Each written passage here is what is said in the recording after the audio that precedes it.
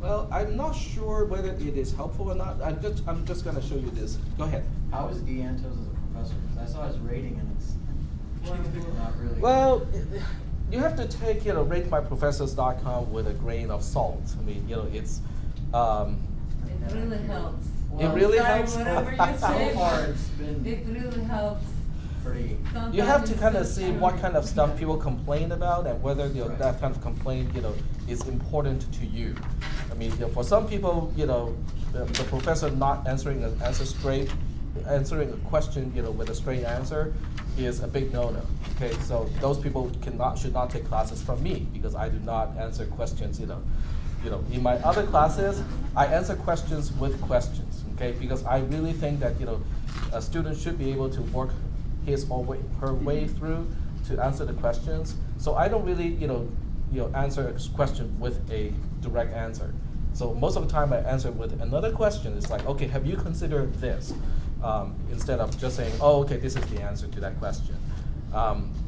So it kind of all depends on your learning style also. I'm kind of disorganized, you noticed that part already.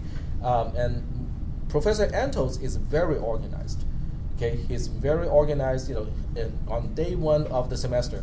He will tell you exactly what homework you'll be doing in which week of the semester, which to some people is very, very important. Okay, so those people would like to take his classes because it is very predictable. They know exactly what's going to go on every single day of the semester. So it all depends on how your learning style, what you think is important in the class. So there's no one single answer of who is the best professor. There's no such thing. It's just who suits your learning style. I think that really is the question to ask. You say that you're the best professor. Haven't you learned anything? I try to maintain my reputation of not being the nice one or the best. Yeah. Have you looked at yours? No, I try not to. Oh, you're really good reading. Well, Do you know if he explains well? Hmm? Do you know if he explains the material well? I don't know because I have not evaluated his classes, so I have not sat in his class and see how he explain things. I know that he's pretty experienced. I mean, most of the professors here come from industry. In other words, at one point or another, we work in industry and decided to move on to teaching as a career because of family obligations or some other reasons. So he came from industry as well, and he knows the material really well. His rating is half of yours, so. But that doesn't really mean a whole lot. It just it's just what kind of people write reviews more often, right? So I do have to point out one thing. It's this one here. Writing is better than typing notes. These are links that I find on other websites, so it's definitely not mine. And let me get rid of this one. Continue. Let's move on. Okay, so there's an article that says that they basically talk about how to take notes. This one basically says if you take notes using handwriting, it's better than taking notes by using a laptop computer, typing. So once again, it's a study. It's not necessarily true for everyone, but if you're interested, curious, this is an article you can kind of read on your own when you have time to find out, okay, what do you think? I mean, is it a valid result or not? So the way they do the study is they look at students who take notes by hand, just handwriting their notes, and they look at people who write notes or type notes in the class, and they look at the exam results. People on the average, people who type notes do not do as well as people who actually handwrite their notes during class time. But there can be a lot of factors. Okay, there may not be a causal relationship. There may be a correlation of some kind. In other words, people who type notes may have some other distractions while they're typing notes. Okay, because when your computer is up and you're connected to the network, you can get your Facebook notification, you can get your Gmail notification, you can get distractions, of all kinds. But when you're handwriting notes, it's pretty hard to get distractions, or the same kind of distractions. So there can be a correlation instead of a causal relationship. But anyway, it's something for you guys to read. You might find it useful or useless, depending on how you take notes. I wanted to bring this up because having me to do the screen recording, I'm not really sure whether it is really helping or not helping, because some people may learn to just rely on the video, which may not be a good thing.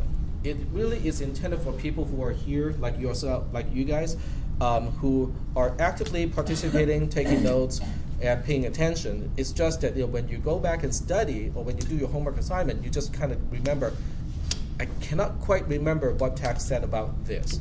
Then you can go back in time, go back into the video, and just watch that one, 2 or 3 minutes of the entire, hour and a half, just to revisit that particular topic. But the intention is not for someone not to show up here and just rely on the video for studying purposes. So that's the reason why I brought that up. Right. So what I want to do is to show you guys where we are. We are pretty close to getting everything done. So what we'll talk about today is how to handle what we call a return value in subroutines. So let me just kind of point out where we are at this point and what you should be reading. We are still using updated subroutine notes, but we are pretty much done. We are at the end of that note now. So when you read this part here, we are now at returning values. So we are at the end, or section 7 of this note here. Okay. So what we'll do is I'm not going to read this. I will just kind of go through the topic by using examples in the class. So make sure my recorder is still on, and we'll start the discussion with a sample program. So once again, I will start with something that is as simple as possible, just to illustrate the mechanism itself, because this mechanism is a little bit more confusing compared to the other ones. So you might want to ask questions as soon as possible before we get too far ahead. You set up your mic already? Sorry? You set up your mic? Yep, it's recording what you said as well. Okay, so we'll just go ahead and define the subroutine, and I'm just going to call this one 5. Okay, and it has one statement that we have not talked about. It's called a return statement, and it's returning a numerical value of 5. And then we have, that's the only subroutine that we have here. And then we have a global variable x somewhere. And this is really strange because we haven't seen anything like this before.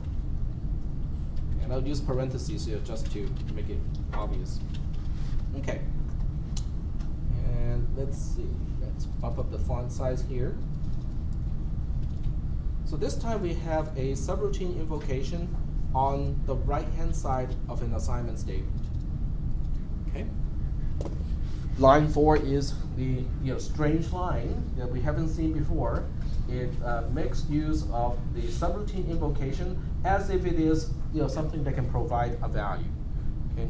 And this is the whole idea of returning a value.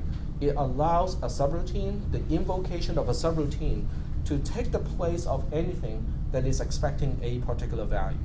So in this case, 5 is returning the numerical value of 5. So that means the invocation of this subroutine can go anywhere where an integer is expected. So it can be on one side of a comparison, it can be in a multiplication, it can be in an assignment statement, and so on and so forth. Okay, so we'll take a look at this program. I think most of you can probably guess the result of this program. X ends up with a value of 5. Okay, so that's not really the big question here. The big question is, how do we trace this program so that we understand that X ends up with a value of 5? All right, so this is the algorithm, and we are now going to take a look at the trace of the same algorithm, which I think is the more important part, because we know the effect of the program already, we just don't know how it happens. So we only need line number in this case. There's no need for comments. There are no conditions to evaluate. We do have a global variable x because x is utilized outside of the definition of a subroutine, so that makes it a global variable automatically. I can start with an unknown value as a precondition. I don't need it to start with any specific value. So we now have the initial we have the precondition of the entire pseudocode like this. Okay, we just have a single global variable x with an unknown value. Where do we get started with this program? Which line should I start with? Line 4. Line 4, exactly, because it's the first line and the only line that is outside of the definition of a subroutine. So we start with line 4. Okay, now we can see that line 4 has a few things to do. It has the invoke statement, so I think we have to do the invocation at some point. It also has the left arrow to x, which means it is also an assignment operation. So the question is, which one should I do first? Should I do the assignment first, or should I do the invocation first? The invocation first, because otherwise I don't know what to use to change x, right? So we have to do the invocation first. You're perfectly correct about that. So the typical way, don't copy this just yet, okay? The typical way we do a subroutine call is to allocate a column called return line number, and then we write down where we're supposed to return to. But this time we have a problem with this approach, because with a return line number, I'm basically saying, okay, where do we go back to when subroutine 5 is done? This time we have a problem because I cannot write down for or post. Okay, so let's kind of think about what happens when I write post here. If I say post, that means when subroutine 5 is done, I am skipping all the way to the end of the entire program without changing x at all. Because the changing of x, the assignment operation, is still on line 4. I should go back to line 4 to continue with whatever is left on line 4 to do. So I cannot use post, okay? If post is not the right thing to do, let's use for then. But if I just write down 4 here, I'm going to go back to line 4 and redo everything from the beginning. In other words, I'll be invoking 5 again, because I don't know what I did. I don't remember where I left off when I invoke subroutine 5. I don't know what I should be continuing to do when I get back onto line 4. So that's the limitation of a return line number. Just by using a line number is no longer sufficient for the purpose of returning a value. So that's why we are not going to use this approach anymore. Instead of using a return line number, I just rename this to return info. Okay, return information. It's not just a line number anymore. So instead of just remembering that I have to go back to line 4, I'm going to say we have to go back to line 4, and this is what is left to do on line 4. Okay, so that's the rationale of the change of remembering just a line number to remembering not only the line number, but also what else on that line we have to do. So the way I represent this is to say we have to go back to line 4, but what is still on line 4 to do? Well, the assignment operation still has to be done, and the subroutine is going to specify this question mark. So this is the way I represent return info when you're invoking a subroutine that returns a value. The value that is returned by 5 is going into the question mark. Okay? And that will basically help me resolve what else do we have to do on line 4 when subroutine 5 is done. Are we doing okay so far with the rationale? Because the rationale is far more important than the actual representation. The representation is here so that I can show you what is happening behind the scenes, but the rationale is more important. The invocation of a subroutine can provide a value, and that value can in return be utilized in this case, an assignment operation. It is used to change the value of a variable. Yep. So you'd fill in that question mark after one invocation? I'm filling up the question mark with a return statement. So a return statement specifically is used to change the question mark, the placeholder, to a specific value. And when would you change it? When we get to line 2, next. But when we first perform the invocation, we leave that placeholder and basically say, okay, hopefully this subroutine will fill in this value at some point. Are there any questions at this point? Okay. So let me just kind of continue the execution into subroutine 5. Subroutine 5 starts with line 2, and what line 2 does as a return statement. Okay, this is something that I will basically say quite a few times today, so hopefully at some point it becomes kind of like, it becomes boring because you guys know exactly what a return statement is supposed to do. a return statement goes to the rightmost active return info, and the only thing it does is to copy and paste the entire return info cell, change the question mark to the value that we're returning. According to line 2, what is the value that we're returning? The constant 5. Okay, so that's what we're doing. We're replacing the question mark with a 5. Now, if you guys want this to be even more obvious or more clear, I can see if I can do this. I can see if I can just strike out the question mark. And I think it makes sense without it. I think it makes sense not having that question mark. Not having the question mark? The question mark is a placeholder. No, I mean right here. You mean on row 5? Yeah. Yeah, on row 5, I do it this way just to say that, okay, we are replacing the question mark with a 5. Yeah. I'm only going to do it this time. Oh. Just so that you guys know how the 5, why there's a 5 and what happened to the question mark.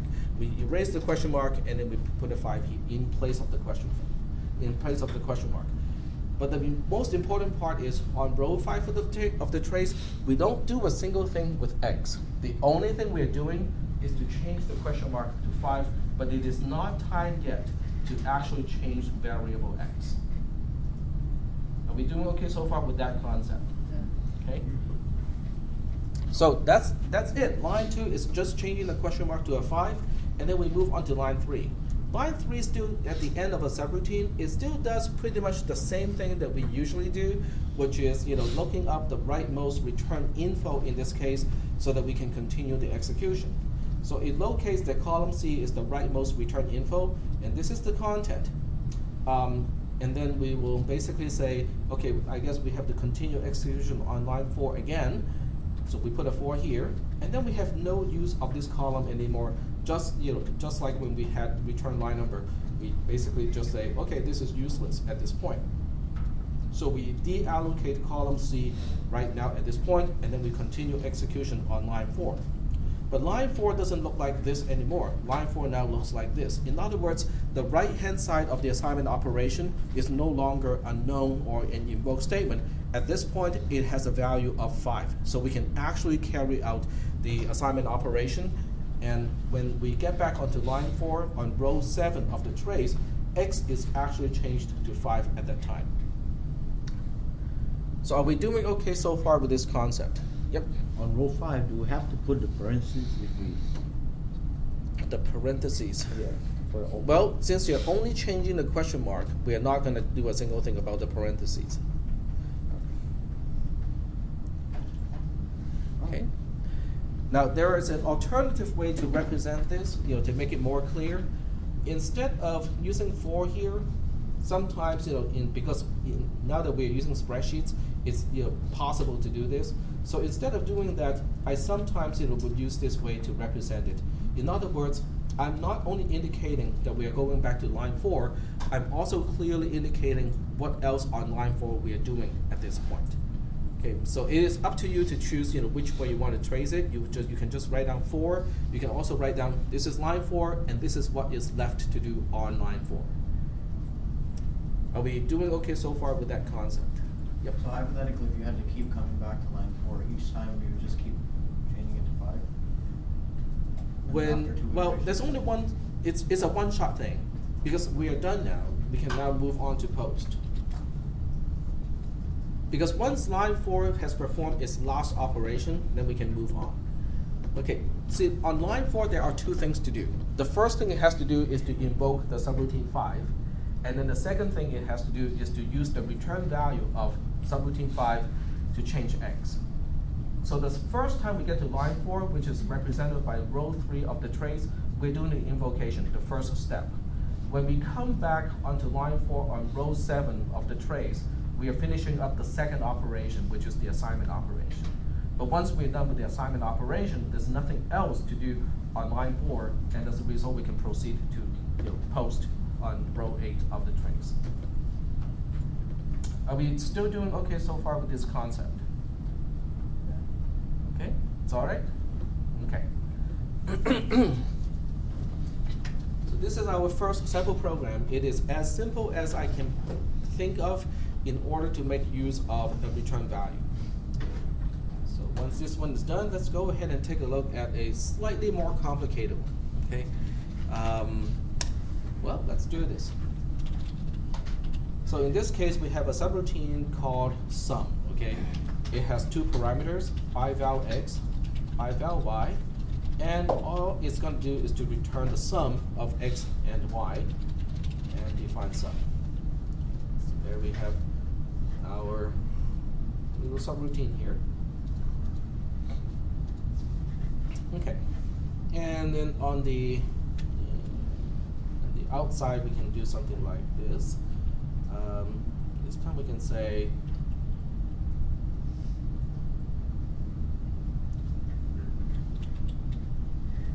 I'm just trying to decide which concept to introduce first. I can introduce the concept of having two invoke on the same line. I can also introduce the concept of having an invoke inside an invoke. So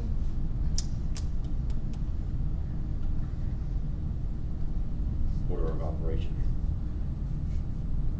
I think we'll skip this one first for the time being. We'll come back to this one, but instead of doing this one, we'll do another one using 5. Okay. So we have a subroutine 5 here. It does the same thing as 5 and defines sub. Okay.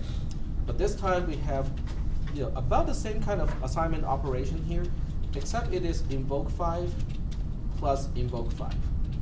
Invoke 5. So we'll deal with this one first, having two separate invocations on the same line, and then we'll go back to the other one where we can have a subroutine invocation inside a subroutine invocation. So we'll deal with this one first. So here's my program, my pseudocode, and most of you probably can kind of already know, what it is going to do to x. The first invoke 5 comes back with a value of 5. The second invoke 5 also comes back with a value of 5. So the expression on the right-hand side on line 4 eventually becomes 5 plus 5, which is 10. So as a result, x as a variable gets a value of 10. Okay, so we kind of know what it's going to do, but I want to talk about the mechanism of how it is done. Okay, because the mechanism or the way we trace this one may not be what you think it is. So that's the part that may be surprising to some people. So we'll go ahead and do this one first, and then we'll go back to the other one. Okay, so this one takes up a little bit more space, because the statement is kind of longer. So we have line number on one side, and then we have global variable x on the other side. Just like before, x starts with an unknown value, and this is my precondition. So this part has not changed. And then we proceed to start execution on line 4. Now, this time on line 4, we have a question. The question is, I have two invocations. The question is, which one do I deal with first, or can I deal with both at the same time? Okay. Nope, I can only do one at a time. Okay. So what you need to do, so there are 1, 2, 3, 4. There are 4 operations in this case. Yep, go ahead. If you can keep it real quick, but you have 5, that's the name of the subroutine, right? That's just the name of the 5. But the return 5, it's not necessarily 5 because of the subroutine, it's just the number you're using. It just turns out that I used the name, I could have used no, I mean for line 2, return 5. Yeah. Is it possible to just use return 4 instead of 5? Yeah, That's yeah. confusing. That would just make the subroutine more confusing, but yes, we can return a value of 4. The name of the subroutine, which is FIVE, has nothing to do with the actual value that we are returning. I'm just using that as an example. Oh. Yep. Okay. So one thing we want to do, because from what you guys are telling me, I think we have to look at line 4 and kind of separate into the operations that we have to do here. So we have invoke 5 plus invoke 5 here. Invoke 5, and I use extra parentheses, extra pairs of parentheses to emphasize, okay, how do we group all those items? Okay. There are 1, 2, 3, 4 things to do on this line. Okay. The first thing to do is to figure out what is the first invoke 5. Okay. The second thing to do is to evaluate what is the second invoke 5. Now, just because it is the same thing as invoke 5 does not mean they have to return exactly the same value. Okay, so later on I can give you a very simple example where invoking the same subroutine does not necessarily return exactly the same value. So the invocations have to be separate. But now that you have the result from the first invocation and the result of the second invocation, we can perform the addition, which is the third step. Okay, so the addition is my third step here. After the addition, the entire right-hand side has a single value. So that means the assignment operation becomes the fourth operation. So these are the 4 individual steps on line 4 that we have to perform. So the first thing we have to do is to handle either the left-hand side or the right-hand side of the addition. Now, which one we want to deal with first, there's no particular order. The compiler usually does not enforce an order in this case, but since we are all usually reading from left to right, that's the way I'm going to use, is to evaluate from left to right. Okay, so the big question is, in the trace, how do we represent this logic? Now we know that we have to use return info instead of return line number, because we have quite a few things to do on line 4. So when we are done with the first invoke 5, the left one, we have to come back to line 4, and then there's quite a few more things to do on line 4. So in the return info, I will remember we have to go back to line 4. On line 4, the assignment operation is not done yet, so this is something that I have to do later on. The only thing that I'm going to do in this case is I will resolve this question mark, or the invocation on the left. The invocation of 5 on the left-hand side of the addition is what I'm dealing with this time. But what about the other one? You know what? I'm not dealing with it yet. So I'm just going to keep it here, in return info, to remember that this is something that I have not done yet. I'll deal with this later. Is that okay? Okay, because it's important to understand row 4 of the trace and understand why only one of the invocation is replaced by a question mark, because I'm only dealing with one invocation at a time. Go ahead. So the 5th operation of that line 4 is going to be the actual return info? You mean this operation here? I thought that was the 4th one. You said there was 5 total, right? No, there are 4. Oh, I thought you said Yeah, there's a total of 4. I guess I'm stuck on 5. Sorry. Yep. It's kind of like telling a kid to say, wash dish, wash this dish, wash the other dish, and then put both, on the drying rack. Yeah. Okay? So you cannot wash both dishes at the same time.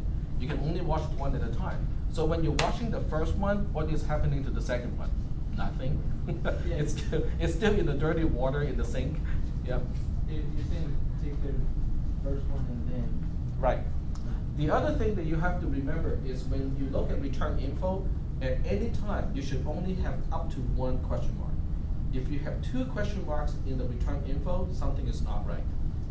Okay, because that's a very common error that people make. In this case, they will put 2 question marks at the same time, but you cannot do it because you can only replace 1 question mark at a time. Yep. So it doesn't even matter at this time what is on the right-hand side of the addition. It can be something like this complicated. It can be a constant. I don't care. I don't need to know at this point because I am only interested in only one subroutine invocation at this time, which is the invoke 5 on the left-hand side. Okay. So the rest of the execution is about the same. I have to go to line 2 because line 2 is the first line of subroutine 5, and the only thing it does is to return a value of 5. The mechanism of the return statement is like this. Copy and paste the rightmost return info cell, change the question mark to the value that we are returning, and that's it. Okay? So we're going to do exactly that this time, just like last time. We locate the rightmost active return info cell, we copy and paste it, we change the question mark to the value that we are returning, and we're done. So the mechanism has not changed. Even though we have 2 invocations of 5 on the same line, we're only dealing with 1 at a time. After this, we go to line 3. Line 3 is going to do exactly the same thing as last time. It has to locate the rightmost active return info cell so that we know where we are going back to, which is line 4. And then the second thing it has to do is to deallocate that particular column because we have no use of that return info cell or return info column anymore.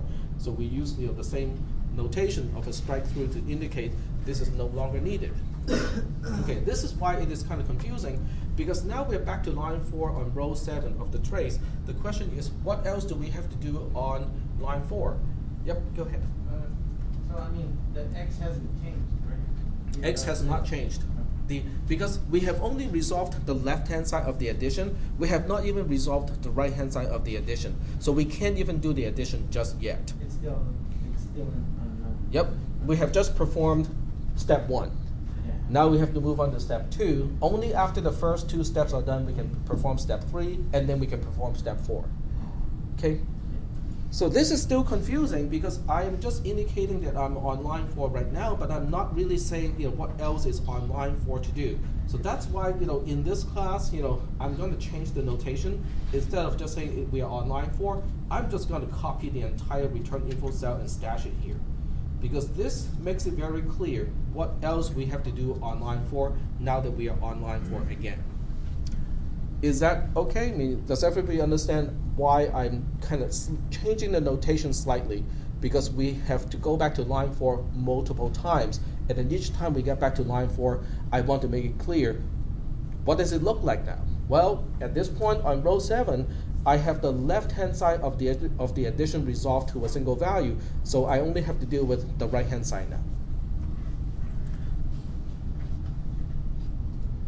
Alright, well, this is what I'm trying to execute here. I cannot perform the addition yet because I don't know what is on the right-hand side of the addition, and because I cannot do the addition, I cannot do the assignment operation either.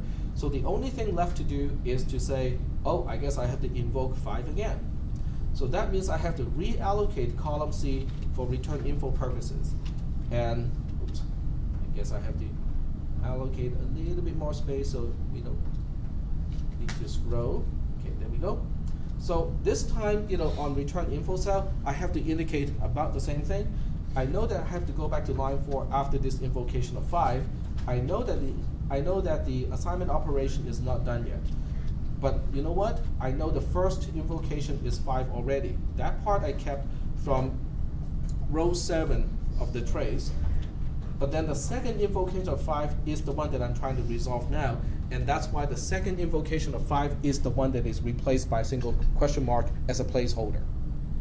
Are there any questions about this notation? I'm trying to figure out what to do on line 4, one step at a time. So once I resolve the left-hand side, now I can focus on the right-hand side. Once I set up the return info cell, I can now continue execution in the subroutine, which is on line 2. Line 2 is executing the same statement, return 5. Okay, what do we do when we execute a statement like a return 5? 2 things to do. 1 is to locate the rightmost return info cell. 2 is to copy and paste it and change the question mark to the value that we are returning. So we locate that column C is once again the rightmost active return info cell. We copy and paste. We change the question mark to the value that we are returning, which is 5 also. And we are done. But tech, 5 plus 5 is 10. Let's write down 10 here. It's not time to do it yet, okay? Our only job is to replace the question mark with a value, not to do anything else on that line. Are we doing okay so far with that concept? Okay. So we're not going to do any addition. We're not going to say 5 plus 5 is 10. We are certainly not going to do anything to x at this point. We just change the question mark. That's it. So we move on to line 3. Line 3's job is to end the execution of the subroutine, which means it has 2 things to do. 1 is to locate the rightmost return info cell, and this time I just copy this over here as a note to tell myself, okay, this is where we need to go back to, and this is what is left on that line to do when we get back. And then the second thing it has to do is to deallocate the column because we have no use of that column anymore. Now we are back to line 4. This is the 3rd time we are on line 4. But finally, we can actually do everything that we need to do on line 4 because now that we know that we are adding 5 to 5, hey, that's just 10. And we also know what to do with 10, which is the right-hand side of the assignment operation. We copy the value of 10 to x. So as a result, this time on row 11 of the trace, we can actually go ahead and change the value to 10, on column B. And that concludes line 4. And after line 4, there's nothing to do, so I just put a post there. Are there any questions about this trace? Is everybody connecting this trace with the one prior to this one? The one prior to this one has one invocation, this one has 2. But we are still only performing one invocation each time. We resolve the first one first, the left-hand side, and then we resolve the one on the right-hand side in sequence. Any questions about this one? No questions? Yep. Would you combine that also for loop? Say again? Could you combine that for loop? Combined in a loop? Yeah, loop program. How do you propose to combine it? You can definitely, those are orthogonal concepts, Okay. which means, yes, you can have a loop with return values and stuff like that. So the question is, how are you gonna combine those? Yep. So you said there is 4 steps here. Yes. The first thing is to find. The third and the fourth step are combined because once we know, we are adding 5 to 5 and then the assignment operation. So the third and the fourth step are combined because, we can perform those without an invocation. All right. Any other questions about this one? Okay. If there are no questions about this one, we'll go back to the one that we were looking at before, which is this one here. So I'm just going to finish this one first, and then okay, the first thing we do to this one is relatively simple. We are just, invoking some and, specifying certain values for x and certain values for y. So we can specify 3 for x, we can specify 4 for y, and then we'll see what happens when we execute this algorithm. So this is a simple case, then we'll move on to more complicated cases. Let's see. Just gonna move the sheet over so that it's next to its own trace. All right. Now. Okay, so here's the trace of this particular algorithm, and it's about the same as the first one, except when we invoke sum, it has parameters. That's the only difference between this one and the first trace that we did early in the class. Okay, so we have line number again, and then this time we have a global variable I. It starts with an unknown value, and this is my precondition.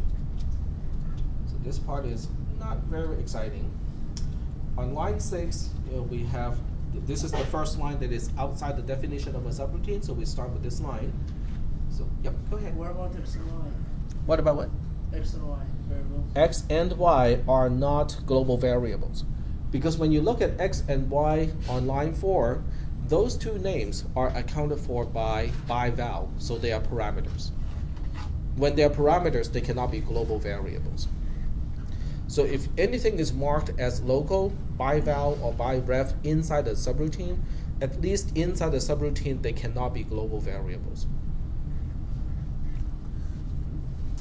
So on line 6, we have to perform the invocation first, because that will give me the value on the right-hand side. And once I have the value on the right-hand side, I can complete the assignment operation.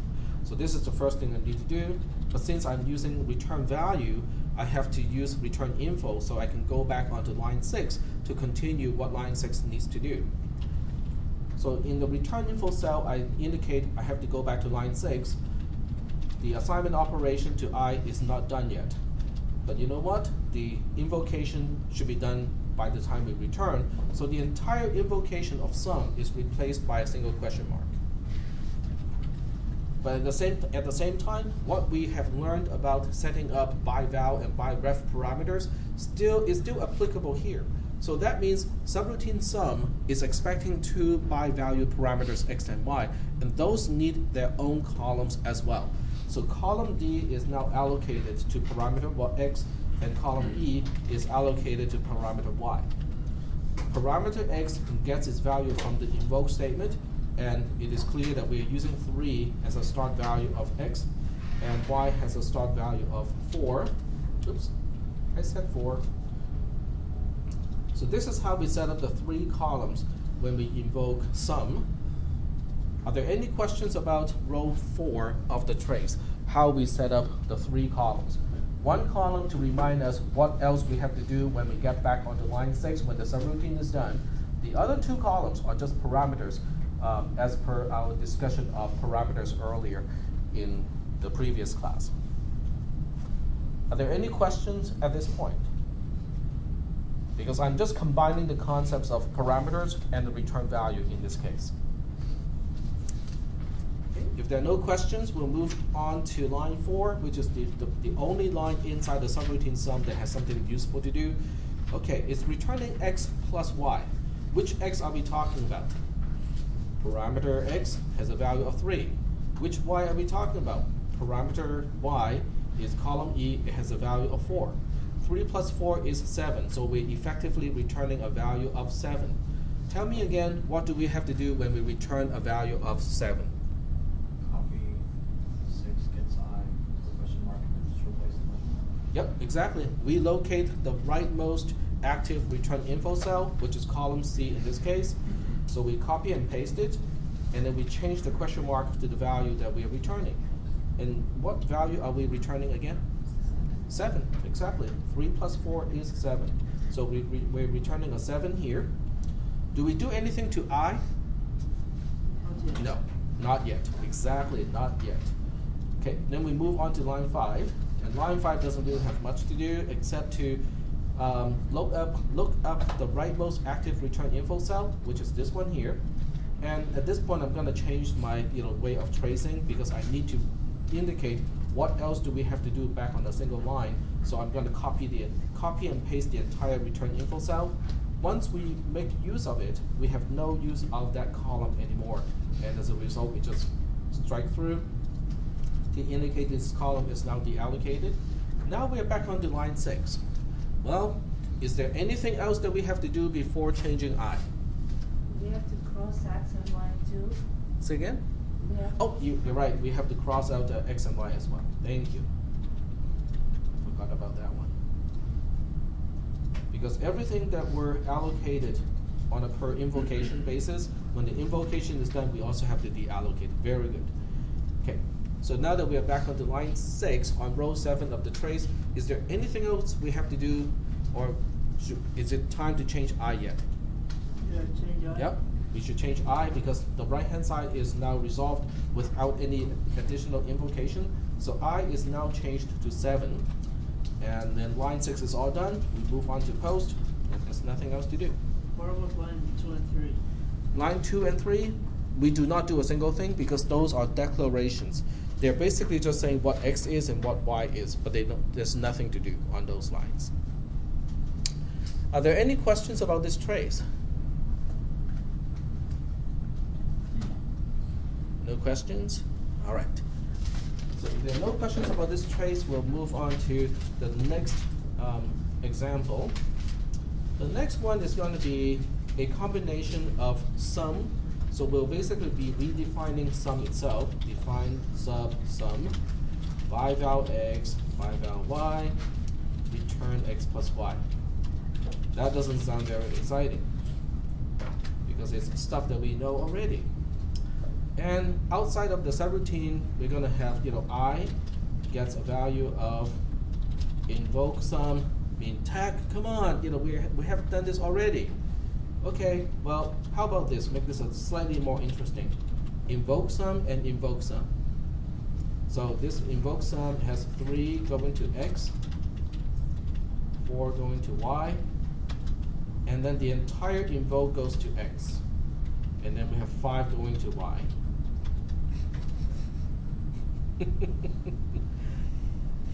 Yep.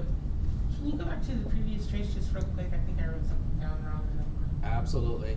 Just let me have everyone finish this one first, and then Okay. we go back to the other one.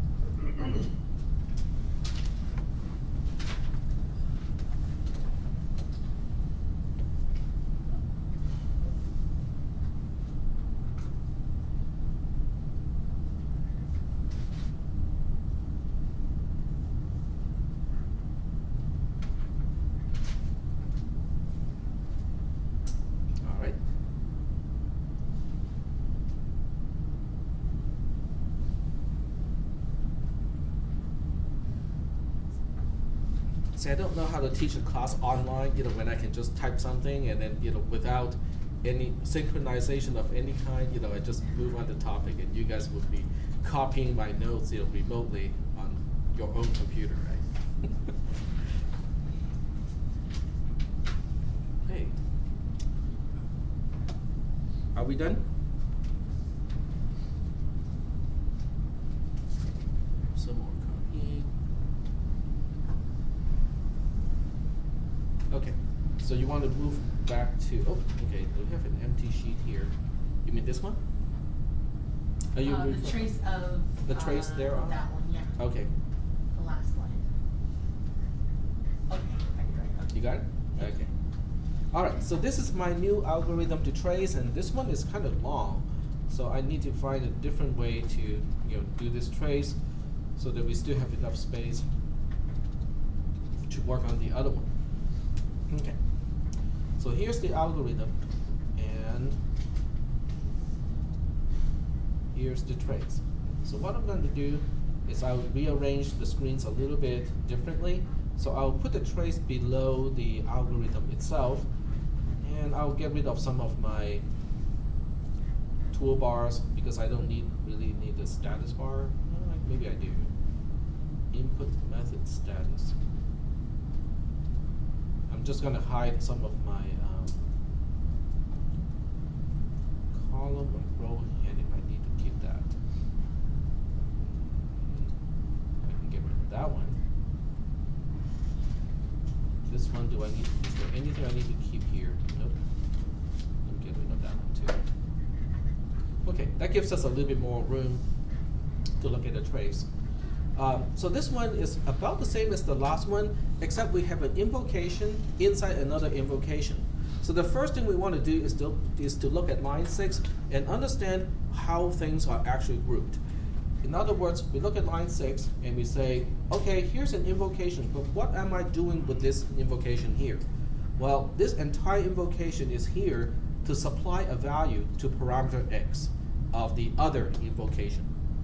So we have a nested invocation where one invocation supplies a value of a parameter of another invocation. Okay. Are there any questions about that part? How we are using the inner invocation of sum? Okay. So what we'll do is we'll do the same thing here. We have line number, and then we have a single global variable I, just like last time. This is my precondition. So when we perform the actual invocation, when we get to line 6, what do I need to do first on line 6? The inner Deal statement. with, go ahead. The inner statement where it says invoke some 3 and 4. Okay, yep, exactly. Because I cannot do a single thing about the outer one until I know what is the value that goes to parameter x. So that's why I cannot do the outer one until I'm done with the inner one. And remember, I can only do one invocation at a time. So in this case, it's exactly the same. I can only do one invocation at a time. And in this case, I have to do the one in the inside first, because until I'm done with the one in the inside, I cannot get started with the one on the outside. So that means the way I trace this is like this. I have return info cell again, and to indicate what else I have to do when I get back onto line 6, this is what I need to do. When I get back onto line 6, I have the assignment operation, not done yet. I have the outer invocation, not done yet. So we have invoke, this is the outer invocation of sum.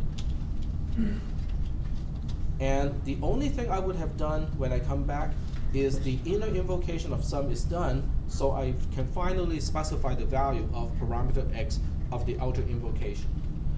The parameter y of the outer invocation is just getting 5, so there's nothing mysterious over there. Are there any questions about how I set up return info with the inner invocation? Now, we also have to remember parameter x and parameter y.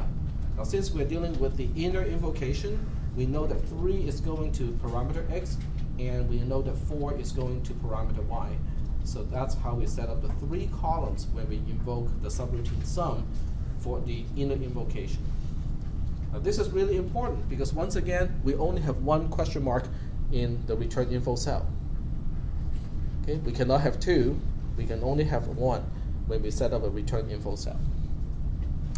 Are there any questions before we proceed?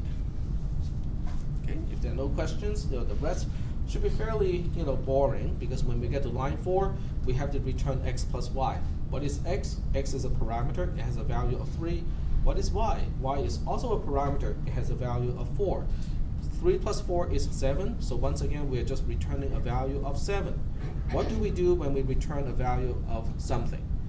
Well, 2 steps. Look up the rightmost active return info cell, copy and paste it, and then change the question mark to the value that we are returning. So in this case, column C is my rightmost active return info cell. Copy and paste it, change the question mark to the value that we are returning, which is 7 in this case, and we're done. Okay? We do not perform the second invocation at this point. We just want to resolve what the question mark is supposed to be, and we are done with the return statement. So now that we are done with line 4, we move on to line 5. Line 5 has 2 things to do. Look up the rightmost active return info cell. Make a note that this is what we need to do when we get back onto line 6. And then the second thing it has to do is to say, oh, okay, these 3 columns are not useful anymore because I am done with this invocation already at this point.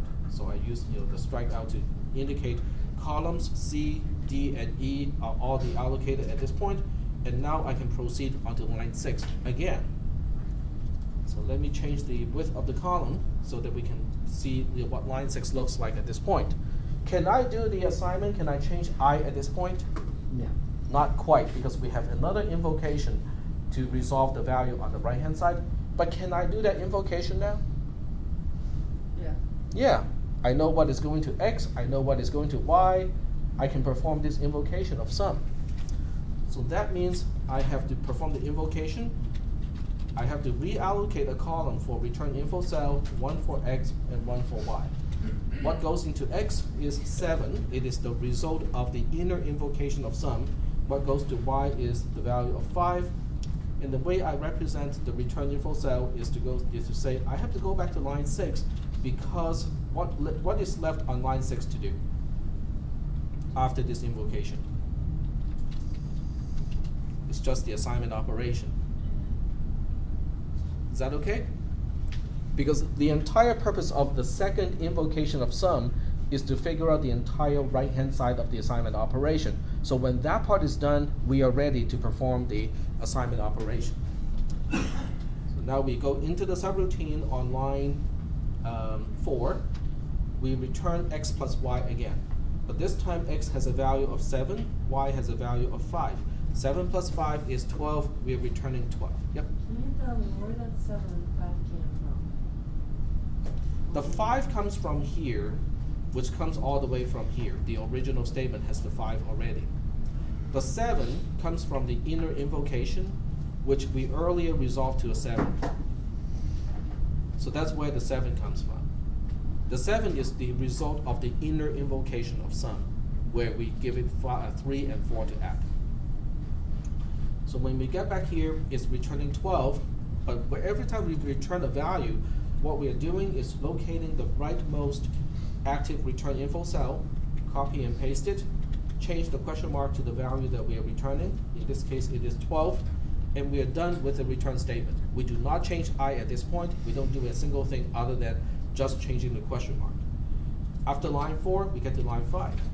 Line 5 has got 2 things to do. Look up the rightmost active return info cell and copy and paste the entire thing to make a note of what else we have to do on line 6. And then we have no use of these 3 columns anymore, and so we can just strike out all 3 columns. And then we can proceed on line 6 again.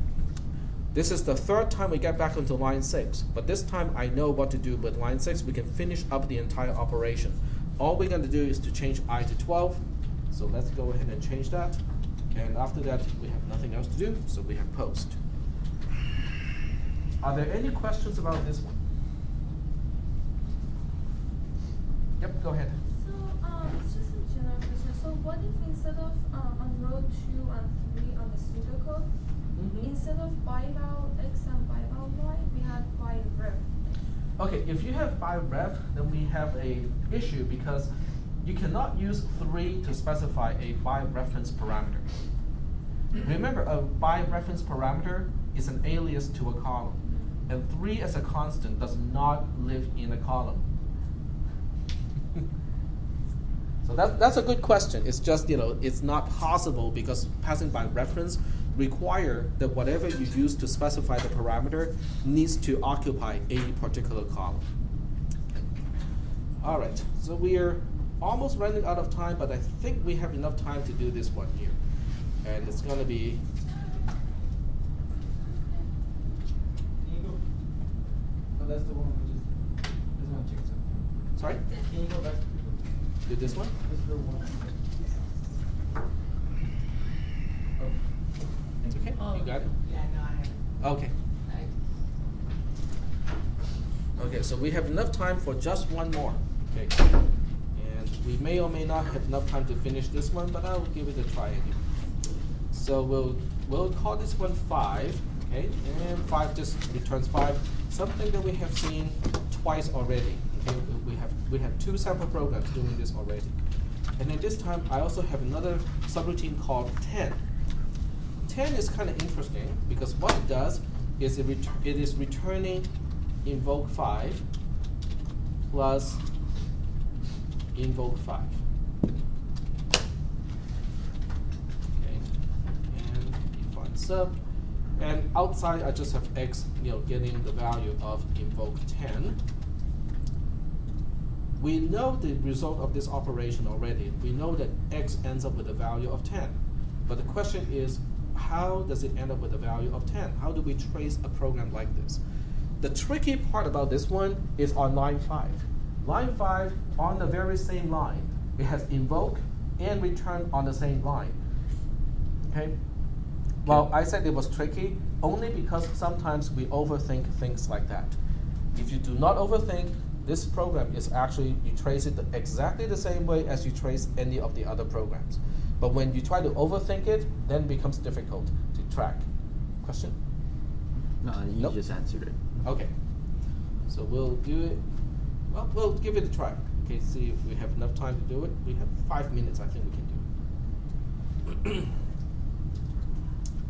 All right, so in this case we have line number and global variable x starts with an unknown value. That's my initial condition, precondition.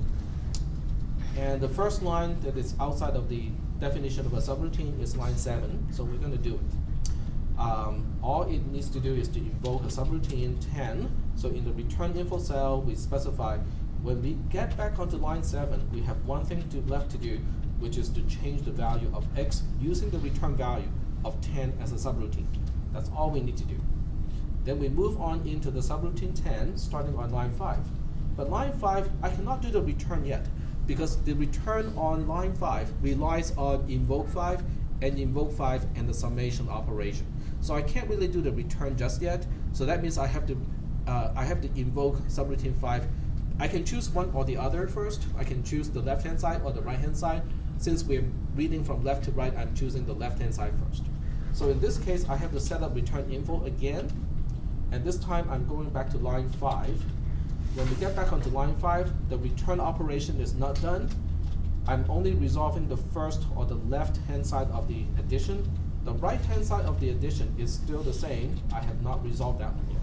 So that's how we set up the return info cell when we invoke 5 the first time on line 5 itself. I know it sounds really confusing because it's line 5 and it's invoking subroutine 5. And subroutine 5 is returning a value of 5 too. I did not quite design it this way, it just kind of turned out that way. So when we invoke 5, we have to go into the subroutine 5, which starts on line 2.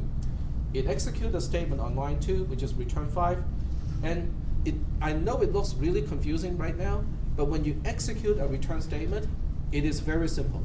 Locate the rightmost active return info cell, copy and paste it, change the question mark to the value that you're returning, and you're done. So it doesn't even matter what is inside the return info cell. My only job on line 2 is to change this question mark to 5, and I'm done. Okay? The rest of it can look super duper confusing. I don't care, not at this point. Then we move on to line 3. Line 3 has got two things to do. Copy and paste the return info cell, and then we have no use of this column anymore. Indicate that it is now deallocated. Okay? So at this point, we're back onto line 5. All right, back onto line 5. The second time we get to line 5 this time. Can I execute a return statement at this point? No, because I have another invoke statement, so I can finish the addition first. So what do? I invoke 5 again. Okay, I'm dealing with the right-hand side invoke 5. So in order to invoke 5, I'm going to have to reallocate the return info cell. But this time, I indicate that I have to go back onto line 5. When I get back, I have the return operation not done yet, but the 5 on the left-hand side is done already. And I would also have this invoke replaced by a single value by that time. So this is what is left to do when I get back onto line 5 when the subroutine 5 is done. Then I can proceed to line 2, which is inside subroutine 5, and execute the statement return 5. When we execute the return statement 5, it means we just copy and paste the return info cell, change the question mark to whatever value we're returning, which is 5 this time, and we are done. Then we get to line 3. Line 3 is looking up the rightmost active return info cell.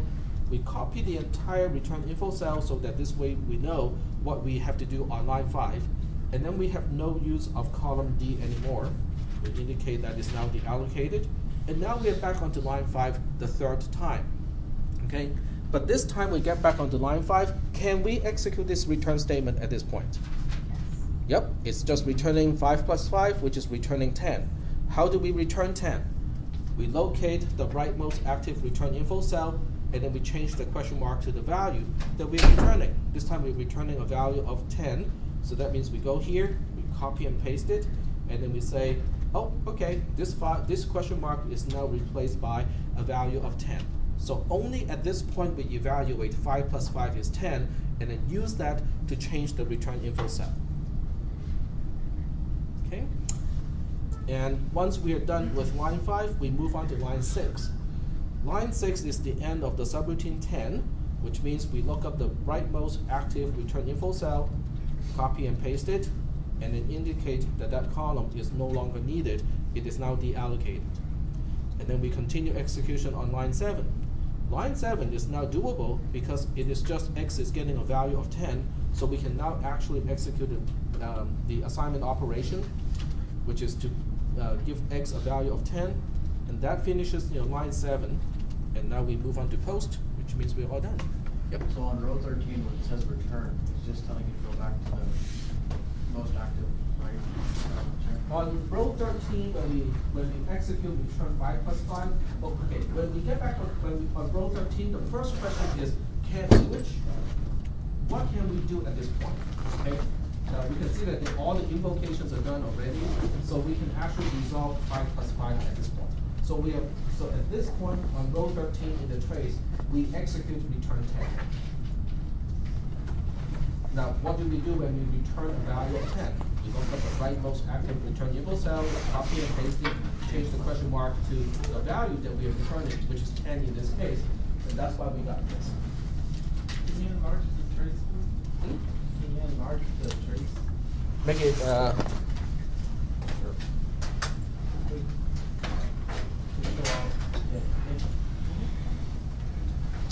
All right, so this is all that we can do today. On Thursday, what we'll do is we'll also look at using return value or the return mechanism to finish up the factorial program. Okay, so this will be the last reincarnation of the factorial program. And this time it will be super clean and easy to read, but can be a little bit tricky to trace. Yep. Are you almost done with the exam? Yes. The first two questions are done, so I'm moving on to the third and the fourth. So do you feel like it actually saved you time doing it this way? I feel like it's taking you just as long to grade it. Say again? Do you feel like it saved you time to do the exam different? Because I feel like it's taking you the same amount of time to grade it. It's easier. It's definitely It's faster. easier? Yeah, because I can But when you look at the grade, you also see the rubrics. You know, it's easier for me to evaluate and put in the right spot in the rubric this way. Go ahead. I was planning on taking 360 in the summer, but there's only 15 spots, and I don't register until 1 o'clock today. And the spots are already 14 out of 15. So basically, I'm here for 3 more semesters, including summer, and I need to make sure I get into 401, and then following 401 to 430. My counselor said he would sign off on me to take 360 and 401 at the same time, but I know that that's going to be super difficult. So would you suggest I take any other class and try to convince my counselor to sign off on it or anything as a prereq for 401, because that's what I need to do. 401 is Java. Yeah. And the reason they put 360 ahead of Java is because the syntax are very similar between those two. Yeah. So that's why VB 37 is not going to be helpful in that case. So you do want to get through 360 and get like 401, you know, because that really is the right path to do it. Do you think it's totally horrible if I take them both at the same time? Because if you take it in sequence, that means, you know, in 360 you get used to the syntax of C, and then in 401 you only have to learn additional concepts that are related to Java but not C and C++. So if you try to take both at the same time, it kind of defeats the whole purpose of having 360 as a prerequisite. And that might change, you know, how much you can actually absorb out of that class. You guys can come in. I just wasn't sure because I would have to stay back a whole year just for that one. I understand that, you know, but sometimes, you know, 1 year is not. Okay, so you have to evaluate, you know, if you try to shorten your time, you might be trading off, you know, the understanding of the material. Right.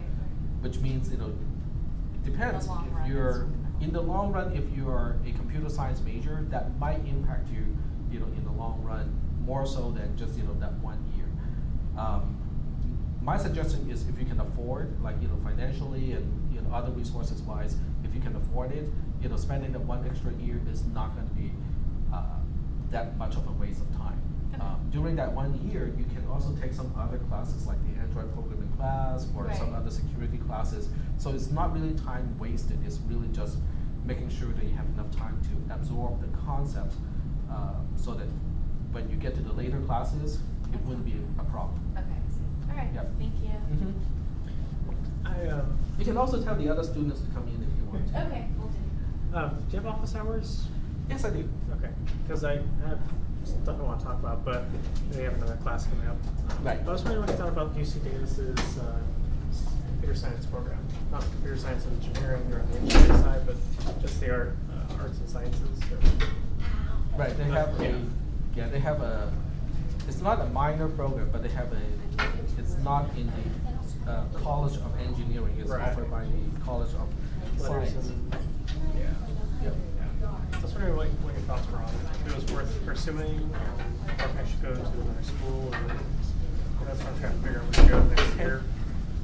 Can you stop by my office at about noon time? Maybe. I'm going to be going to counsel's office. Okay. Yeah. I'll be in my office. I can stay in my office until maybe 2 o'clock, so you can stop by any time. If you don't find me in my office, I may be in the computer lab in room 152, section D. So just come get me over there because I have a student club meeting that I have to supervise. So I'll be over there. I might be over there. So someone can do lab in the computer lab? Yeah, the main computer lab. In section D is the fish tank inside. If I can't make it, I'll send you an email. Okay, that works too. Thank you so much. Okay, so, and this is our homework subject. This is, Okay. the algorithm for that, and then my traces over here. This is the shorthand that I've come up with, so. Okay. But it's still what you do up there anyway. Okay. Let me stop the recorder first. Oh, sorry. That's all right. I forgot to.